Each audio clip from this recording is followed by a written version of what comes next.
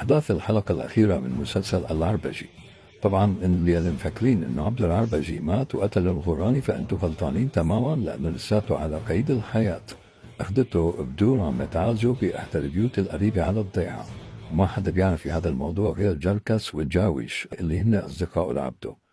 وطبعا هن أخفوا هذا الموضوع مشان ما يعملوا بلبلة بالرجال، وحتى يسترد عافيته ويرجع أقوى من الأول لحتى ينتقم. بينما أبو حمزة بيبعت غوراني لعند الدراويش وبيقدر إنه يخطف لطفي ابن عبد العربجي، وبيحاول إنه على أساس إنه يقتله، ولكن عبد العربجي بيرجع عن الحارة بيقتل غوراني، وبيقدر إنه يخلص ابن لطفي من إيدين أبو حمزة وما بيقدر إنه يقتله. بالإضافة لأنه في جزء ثالث للمسلسل، فالنهاية حتبقى مفتوحة.